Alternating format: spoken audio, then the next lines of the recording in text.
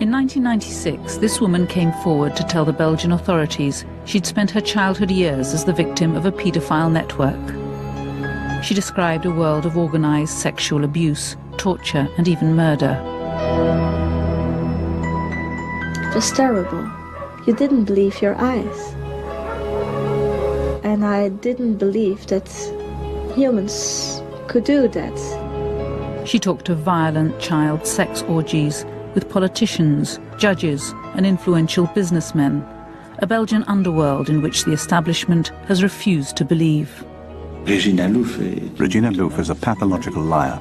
She's a woman who's invented a series of scenarios which just don't stand up. A campaign followed to discredit her evidence, but now in an exclusive interview, the policeman assigned to investigate her claims has broken his silence. He says the inquiry was blocked because it threatened to reveal too much. I'm convinced that she has been a victim, that's for sure.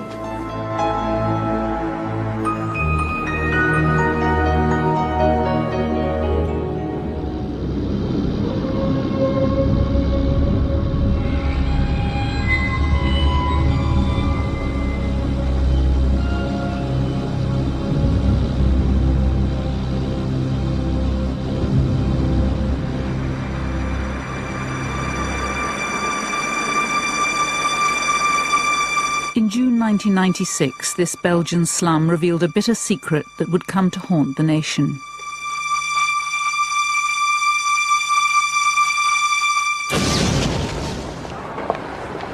The eyes of the world watched in horror. Into the light emerged two young girls. Laetitia, aged 14, and Sabine, just 12, were the latest in a long line of girls who'd gone missing. Marc Dutroux, a convicted rapist and kidnapper, had led the police to where he'd imprisoned them.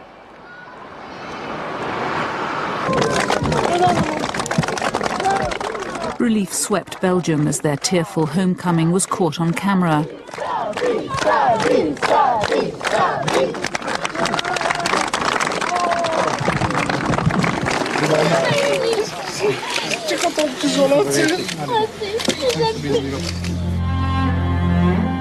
But it soon turned to horror when police revealed the secret cage hidden in the cellar of Dutroux's house.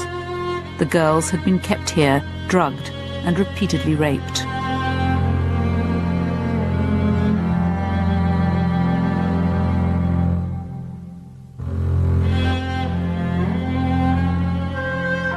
But what of Belgium's other missing children? 8-year-olds Julie and Melissa, who are missing for more than a year, and 12 others who'd vanished mysteriously. Was this a new lead in the hunt for them? The hopes of their parents were soon dashed.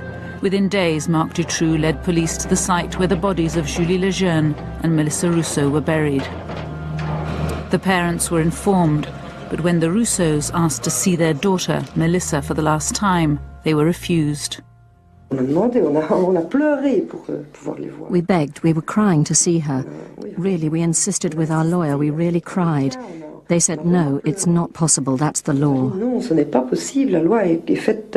But we said, what's the point of the law?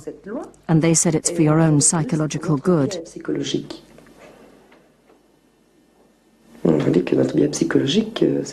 It's not up to them to know what's good for our psychological well-being. What would have been good for us was to be certain.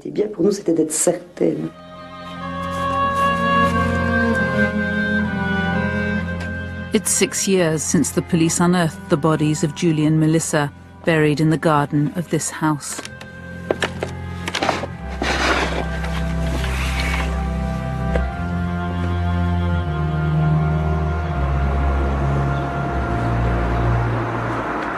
What's extraordinary to me is that though Dutroux's in jail, he's never been tried for these crimes.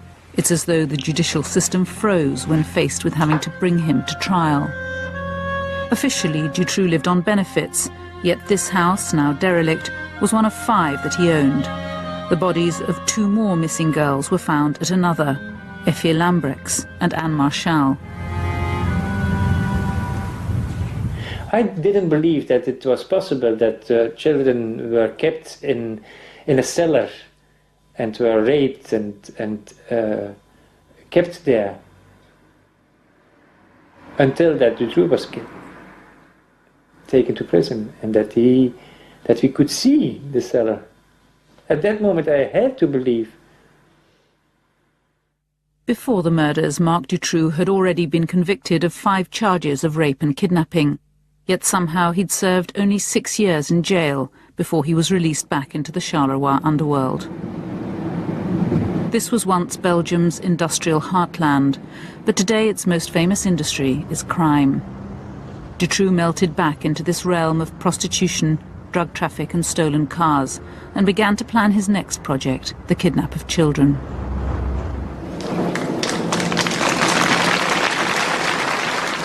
For the parents now burying their murdered daughters after more than a year of fruitless searching, this was not the end of their nightmare. They would soon find out that Dutroux had been a prime suspect from the start, yet nothing had been done to save their girls. Melissa's father is still asking why his daughter was allowed to die. 10 days after the kidnapping of Julie and Melissa in '95, 3 witnesses said it was Dutroux who's kidnapping children. But they don't go looking for Julie and Melissa at his house straight after the kidnapping. It's inexplicable. And he continues to kidnap other children.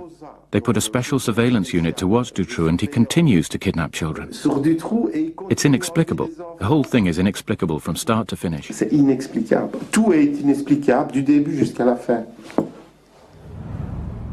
What is known is that Dutroux was finally caught when his white van was identified. It had been used to snatch a 6th girl miles away from his home patch.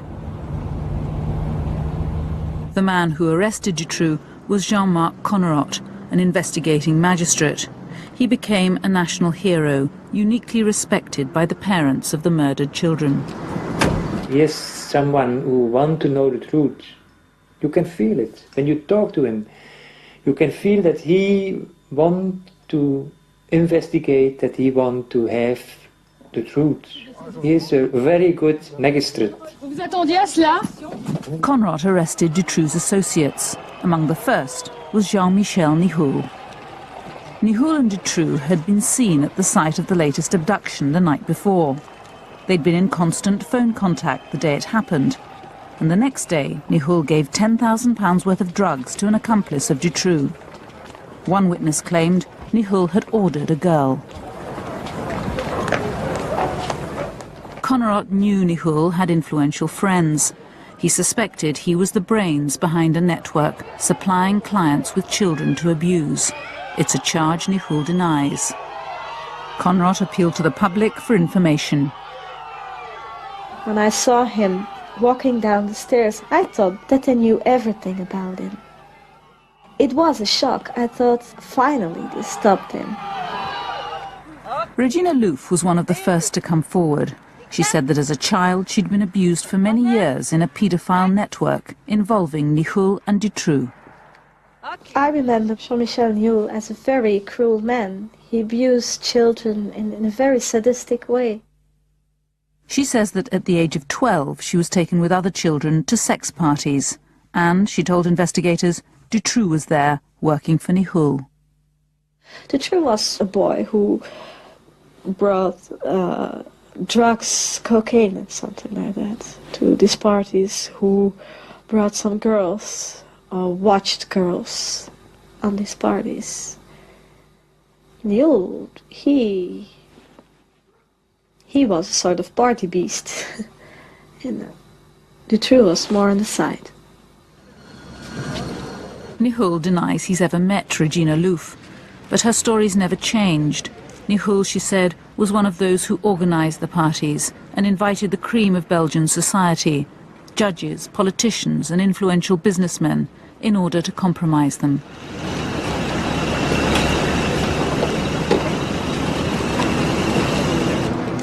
It was big business, yeah. And it was very well organized, too. There's a lot of money going on there, and a lot of blackmail also. They had a lot of parties. They filmed it even. So yes, Yes, it exists. I know it sounds crazy. And I know that there is a big taboo on everything like that.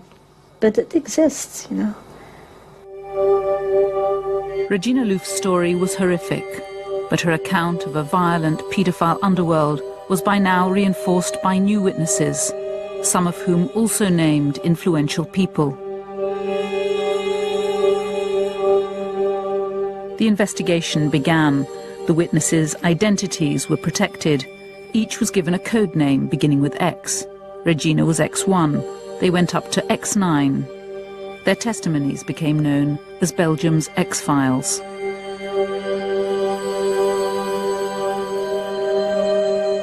The task of trying to verify them fell to a young police investigator. They were telling stories we haven't heard before in our lives, things we couldn't believe at the first. So we told ourselves, is this true? Could this be true? And when it is true, it's frightening that things like that could happen. We had a special room for the interviews. It was specially equipped for people who have been victimized by such matters. There was a camera in the room. They were done mostly in the evening or the early hours. When the interviews were finished, they were written down by a few people of my team, all the way from the first word to the last, literally. But before the investigation could get underway, there was a bombshell. Jean-Marc Connerotte, the man who'd arrested Dutroux, who'd saved the imprisoned girls, was sacked from the case.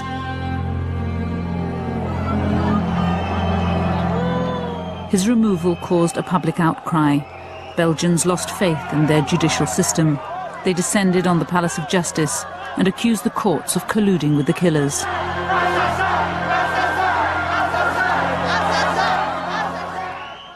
The father of one of the murdered girls spoke for all. Ça reviendrait un peu pour nous à aller cracher sur la tombe de Julie et Mélissa. Il y a un juge. There's an investigating magistrate, Connerotte, who arrests 10 people, and they sack him and they appoint another investigating magistrate, Langlois, who's never done the job before. It's his first appointment in the most important investigation, in the biggest file of the century. You're going to put in an investigating magistrate who's never done the job before? Can you understand that?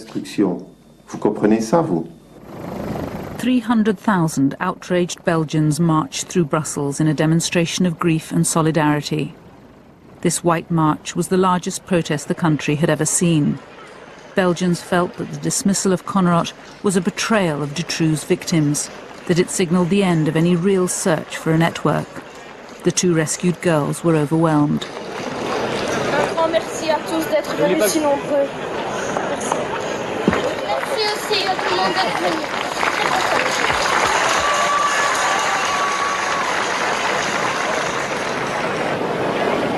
The country's highest legal authorities had removed the only judge in which the public had any faith because he'd attended a fundraising dinner for the families of missing children. A conflict of interest, they called it, a lack of judgment. The government feared a revolution. I think there were a kind of insurrection climate, a kind of pre-revolutionary climate here. You know, the big powers in Belgium, so the magistrates and the political circles, the government, the parliament, everything was totally discredited. Everything was totally discredited.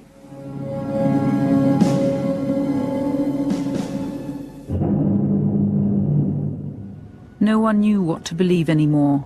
Rumour and speculation spawned a variety of wild theories. He will instigate ultimate fear. A feature film suggested the whole affair was part of an extreme right-wing plot to destabilise the country. I'm very pleased, Victor. 300,000 idiots marching in Brussels. An ocean of white balloons. Magnificent. Pathetic and impressive at the same time. We really got them exactly where we want them.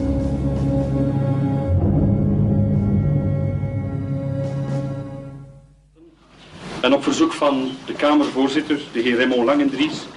To appease the public's concern, Parliament set up the Dutroux-Nihoul Commission. Je propose à la Commission d'observer un moment de silence. Merci. As the pressure grew more and more, they decided in a kind of panic climate to create the commission because the political world had to try to find an answer. But what the commission revealed was incompetence that beggared belief. Police had been told of Dutroux's plans to make money by kidnapping children. They had his house under surveillance throughout the abductions. They even searched inside and heard the sound of children, but failed to find the dungeon. What it established beyond doubt was that the girls could have been saved. They had everything they needed to arrest Dutroux. That's the scandal of this affair. Dutroux was known. He had previous form. They had valid intelligence that he'd built the hiding place in the cellar for the little girls. There was information from Charleroi that the children could be at the house. But when the Parliamentary Commission began to ask why, was it incompetence or had someone in authority protected Dutroux, cooperation with their investigation stopped. It was completely sabotaged to the point that all the work they did has been locked away in archives for 30 years. It was Parliament that voted that on itself. Can you imagine?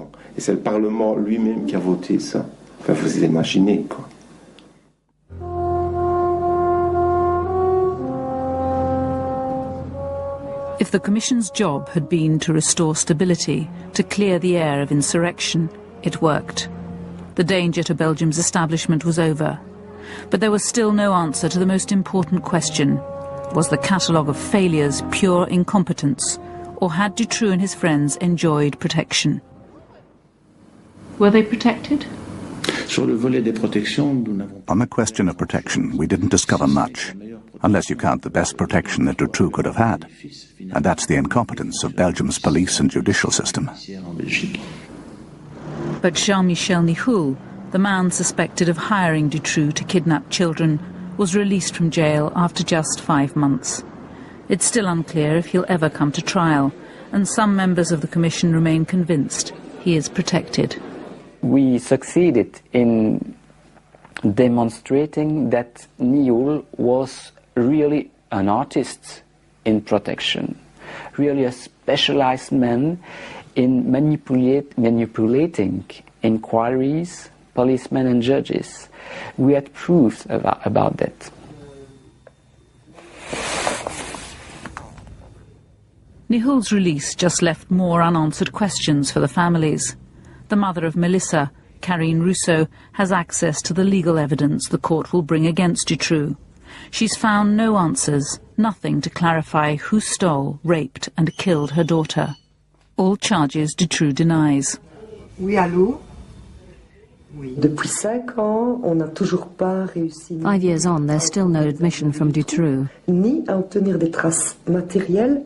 There's no material evidence, no witness statements which state that it was Dutroux who really kidnapped the children, who really raped them, and who really killed them.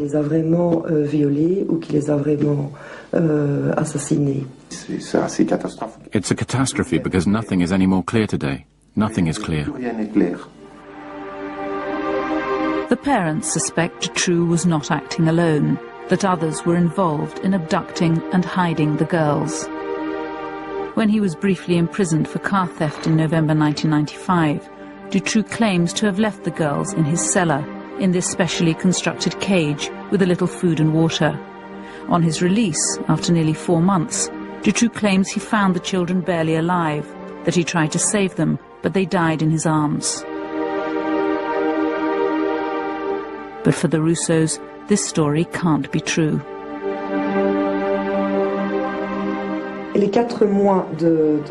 4 months incarceration of 2 little girls of 8 years old in a cellar in the middle of winter. But when I say cellar, it's a little hide built inside the cellar, So it's tiny, 3 meters by 2, even less.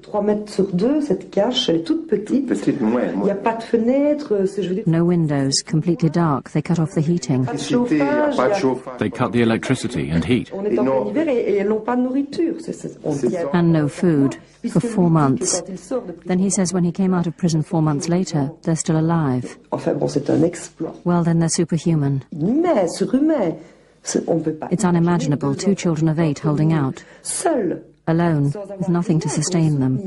No food, no heat, no human, no psychological contact, nothing. In a little cage like that for such a long time and survive.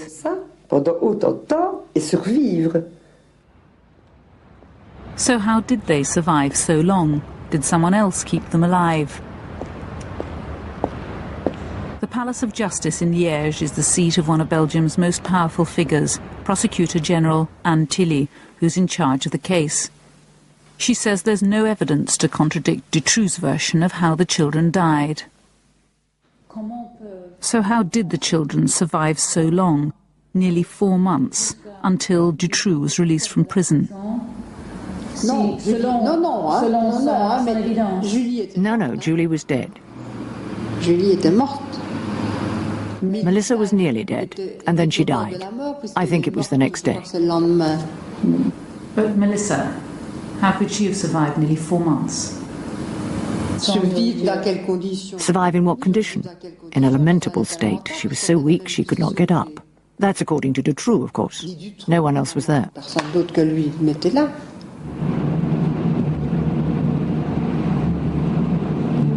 Dutroux was acting alone. This is the mantra repeated again and again in Belgium, with a certitude that for the victims' parents is inexplicable. They believe that investigators have blocked every lead, rejected every clue which would reveal that Dutroux was kidnapping girls for someone else. Most painful, perhaps, is the autopsy report which shows Melissa had been repeatedly raped about 2 weeks before her death, while Dutroux was in jail. So who raped this child? Dutroux denies he raped the girls. But isn't it simple to find out if Dutroux raped them or someone else, scientifically? Normally, yes. In principle, yes. But in fact, the most elementary scientific tests, like DNA tests, the traces of the culprit on the body of the child were just not done.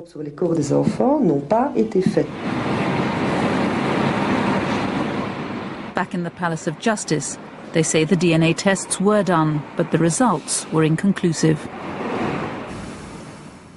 Can you explain why there was no DNA analysis done? DNA analysis was done, madame. And the results? Nothing. What does that mean, that there was no trace of sperm?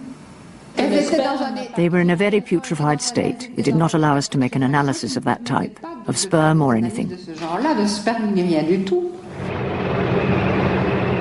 That's not what's written in the autopsy report. Again, the story doesn't square. The bodies weren't severely decomposed. DNA can be identified from samples taken long after death. The question remains unanswered. Why is there no DNA result? Might it have shown that someone else had raped Melissa? Other forensic tests that should have been routine were just not done.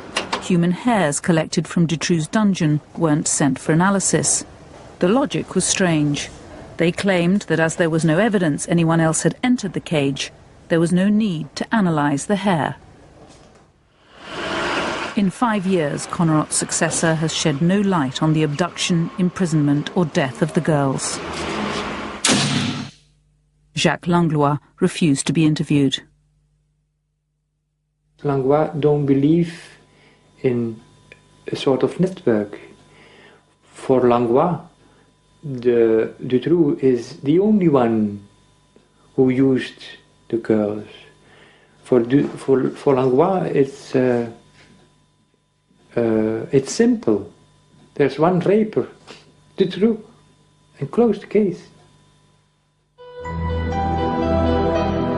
By the spring of 1997, evidence of a paedophile network linked to the Dutroux affair was emerging from the testimony of the ex-witnesses.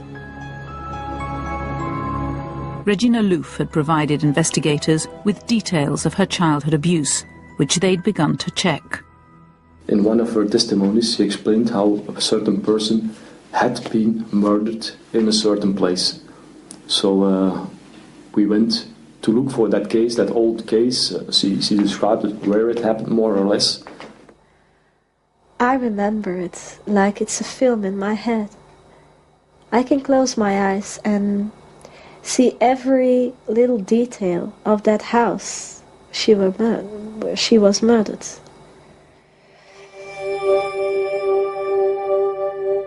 Regina Louf described a house where in 1984 she said she saw the torture and murder of a young girl.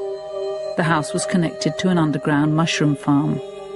The building has since been demolished, but Rudy Hoskin's team identified it and matched Regina's story to an unsolved murder, that of 15-year-old Christine Van Hees.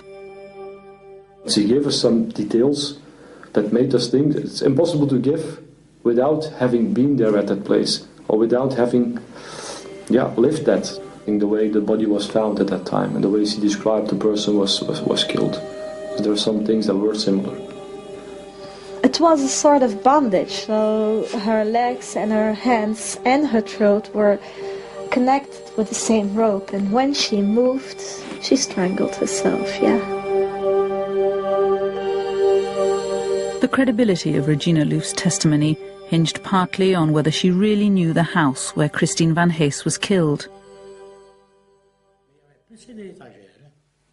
This man grew up there, though his family sold it before the murder. It was two houses knocked into one, with a unique passage of stairs and corridors. No one, he says, could describe it unless they'd been there. There was the corridor here between the two houses, and she drew a picture of the doors inside. They were antique doors, and she drew the mouldings. She described the wallpaper and the front step. I don't know how she could have described it all so faithfully if she'd never entered the house. I don't know Regina Louf. I've never even met her. All I know is, from her description of the house, of the mushroom farm, my brother and I agreed. I'm sure, it's certain she entered the mushroom farm. It's certain. The police were now convinced they were onto something, that Regina Louf's testimony was credible. What's more, it gave them a new link between Marc Dutroux and the man accused of being his boss, Jean-Michel Nihoul.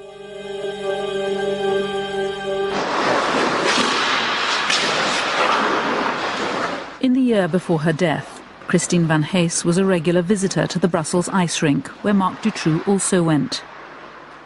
He'd already been banned from the rink in Charleroi, where he was notorious for molesting girls. The manager remembers it well.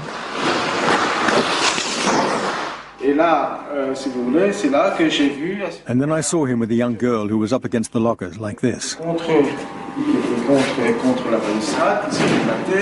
And Dutroux, who was in front of her with his hands all over her, like this.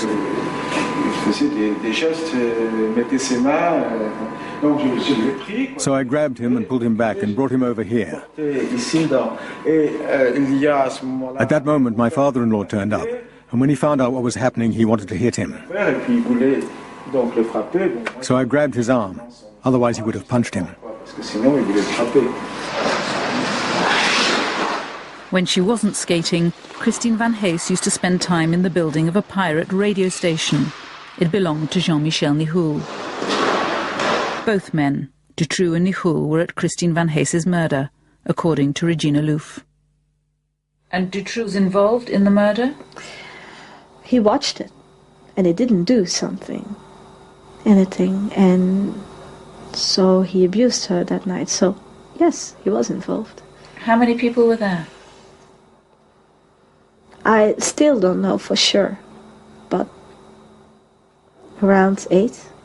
Nihoul, Dutroux, and a lot of others. So, but everybody except Dutroux is free. Nihoul denied it, but her testimony was dynamite. If true, it meant Dutroux and Nichoul were linked with another murder. But then out of the blue, the investigation was stopped. We received a message that we couldn't investigate anymore, just like that. We were sent home. Just like that. Without an explanation. Because our work hasn't been done all right. Very strange. Why were you taken off this case? I wish I knew. Perhaps we were touching something we couldn't touch. Some people say this, we didn't have to prove at that moment to say things like that. But perhaps we were coming closer to some things, yeah, perhaps. Like what things? I don't know, something Belgium or the world shouldn't know about. Patrick de Batz, the head of Hosken's team, had been one of Belgium's most respected police investigators. It was he who'd taken Regina's testimony. Now he too was sent home, accused of manipulating her evidence. Patrick de Batz, who questioned her, was accused of planting some of the information so that she would reproduce it. You watched that investigation. Was that true? No, no way. No way. But we even had some magistrates, judges, and superior gendarmerie officers watching how we interviewed, and they watched it from the first to the last moment. And if we haven't done it right at that time, they should have said us, don't work that way, but they didn't tell us anything. For de Batz and his colleagues, charged with manipulating an inquiry, a Kafkaesque battle now began to clear their names. They were suspended, and Regina Louf got a call from a member of the new team assigned in their place. His motive was clear. He said, well, we have to search for mistakes you made now. And you have to prove now that you are right. And I said, no, I don't have to prove that I'm right. You have to investigate if I'm right or not. I'm not a police officer. I can do house search and I can't interrogate my abusers. You have to do that. I just can tell my story and make testimony. That's all I can do.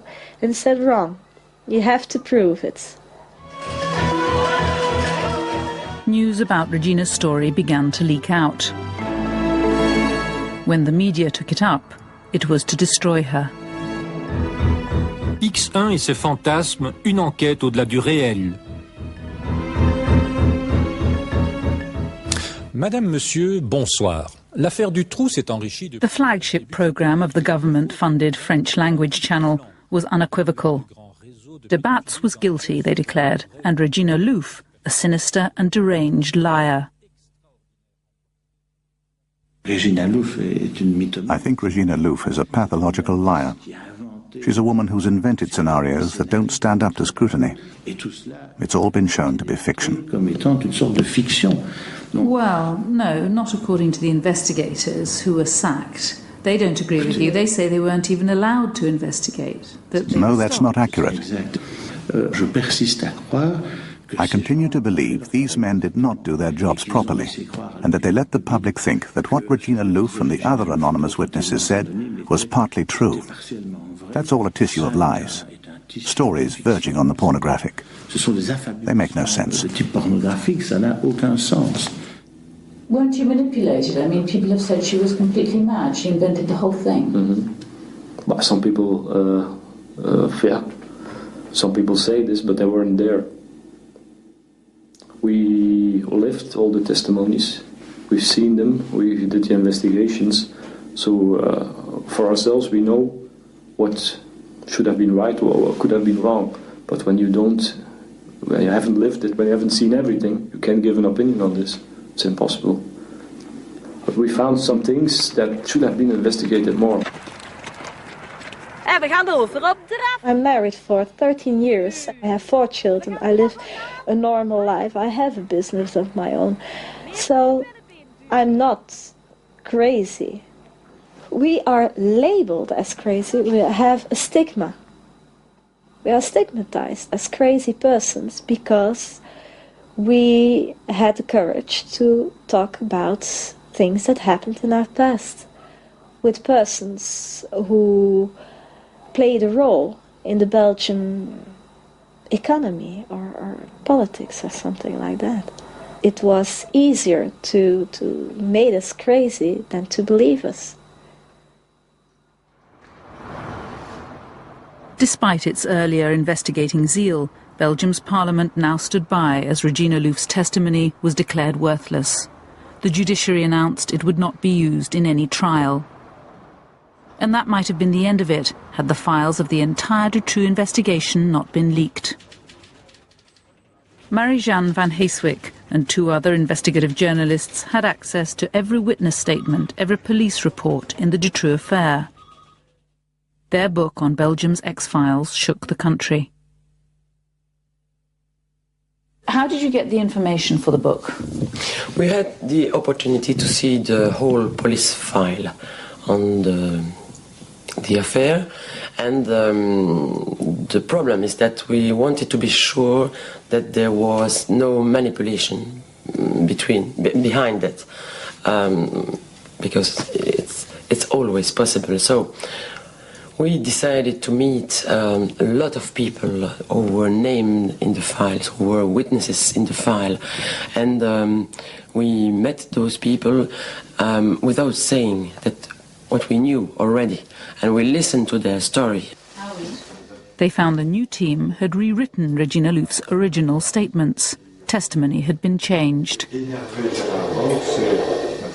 We began to check it, and we began to read again all the questioning of Regina Louf to see how they did that, they rewrite that. And one by one, we discovered that gendarme colleagues of the Bats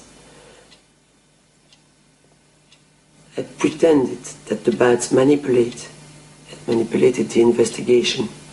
So everybody was tricked. To this day, no evidence has ever been produced to support the allegations against de Bats. Yet he continues to be accused. I met him and his colleague in a Brussels cafe. Their careers are in ruins, and the investigation into Regina's story is dead. And yet 2 separate inquiries cleared them of every charge that they manipulated her testimony. The inquiry. Yes, I'll show you the final report of the inquiry of the gendarmerie. It was made 26 June 2000. So what does this mean? I'm not a bad policeman. But now that's cleared you. You face new charges, new allegations, new accusations against you. I'm not afraid of that. Because I know the conclusions will be the same.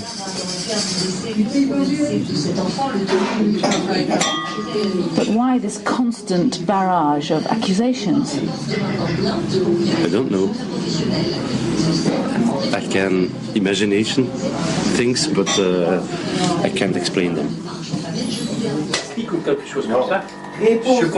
For 6 years, the parents of the murdered girls have grappled with the inexplicable. Why were their daughters left to die? Why has Dutroux never come to trial? And why has every lead that might have revealed a network behind Dutroux been blocked or ignored? But Belgium's lost interest in their struggle.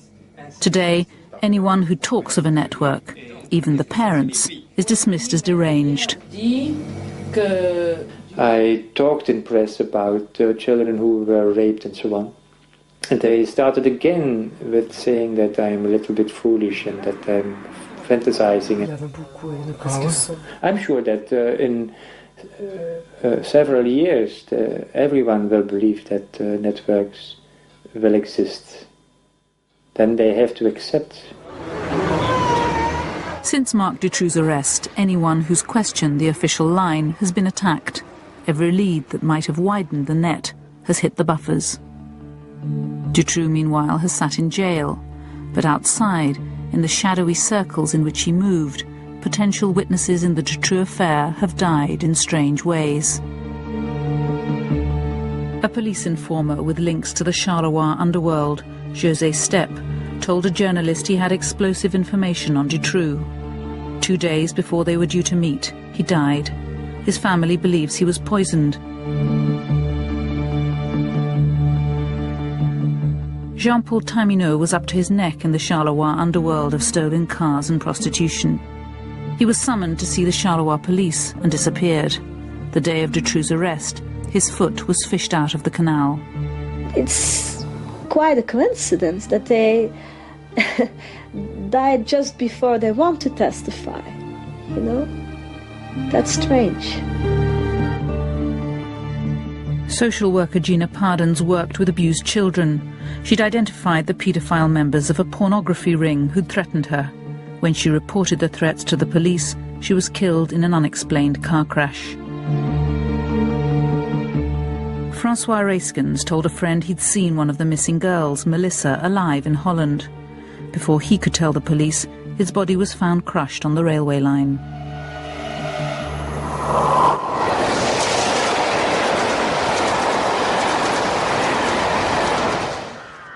Some 20 people, all potential witnesses in the Dutroux affair, have died in mysterious circumstances.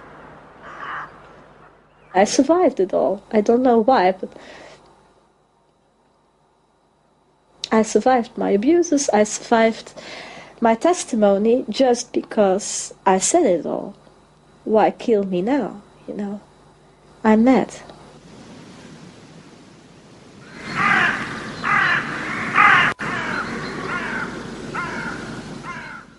An uneasy peace has returned to Belgium. The streets are calm. The danger of insurrection has passed. The paedophile networks persist. Sometimes there are even arrests. Earlier this year, 19 men from one village were charged with child rape.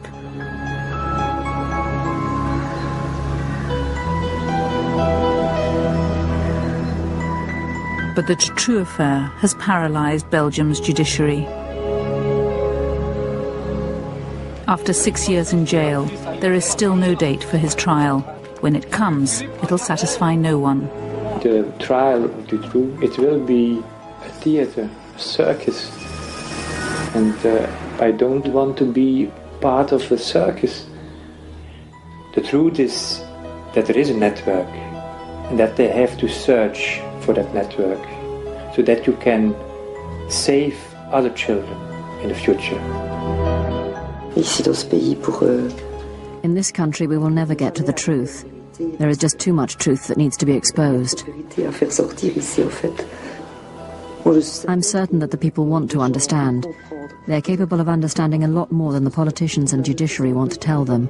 They treat the public like children. I did what I could do. I testified. I spoke up to the police, to the judges. I spoke up to the press.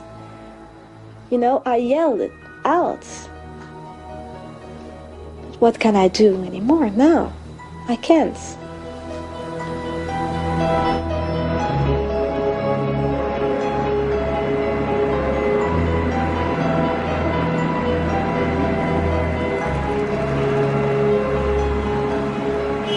Children continue to go missing in Belgium. Dutroux's arrest has made no difference. Last year it was more than 2,000. 52 of those cases remain unsolved. Alenka Frenkiel is live online now. Express your opinions and email her your questions at www.bbc.co.uk/correspondent. Next week, the murkiest depths of French corruption. A dead body floating off the coast of Taiwan leads to a trail of sex, intrigue, and missing millions.